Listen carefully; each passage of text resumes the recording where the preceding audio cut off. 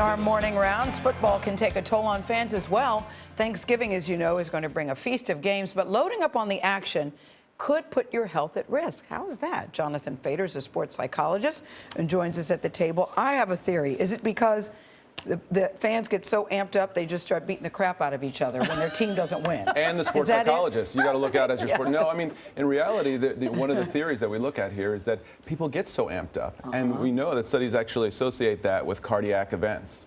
And the studies that we're looking at today that show that basically there is association between actually how amped up people get. For example, when there's a Super Bowl loss in a town or a city, there's actually a correlated or associated higher cardiac events in that particular place. But I think being a sports fan overall is good for your health. I totally agree with that. Yeah. I think you have to interpret these results in context, right? So what we know about sports is that there's such a protective effect of bonding that people have. As I joke about, especially on the gender norm, what do men have to talk about except for sports sometimes? So women. Charlie has some ideas. That's true. He can find lots to talk about. Absolutely. Yeah. No, he can. But you also say, listen, you say athletes have a routine that they practice, a ritual. Maybe fans should do that too. For sure. What do you mean?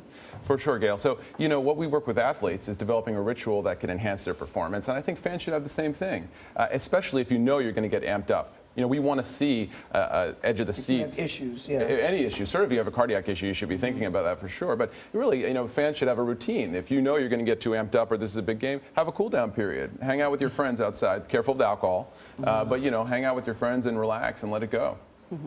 Is the enjoyment of the game the same whether your team wins or loses? I mean, in terms of what happens to your body? Look, we want to be on the edge of our seat. Right, and that really, the reality is that people enjoy games, even if the team loses, as long as it's if it's close. If we're really wanting to know what's going to happen, and so the point that you're making, or that you're asking about, basically, is actually the winning and losing isn't as important as, despite what we think, for a fan, as much as is it exciting? Right? Is it the edge of the seat type game, like we've been seeing over even the game that we talked about that Charlie mentioned? So it's really about are people on the edge of their seat? Are they really into it? And it creates community. It creates community, which is a positive effect. So these cardiac, the cardiac results of actually having that stress for some people, especially if an issue, is to be considered. But also, it's a huge protective factor overall for people to watch, be a spectator or a participant in sports. Jonathan Fader, good to see you. You should have seen what happened with Charlie and Gail when they watched the end of Breaking Bad. You can call me anytime. That was bonding.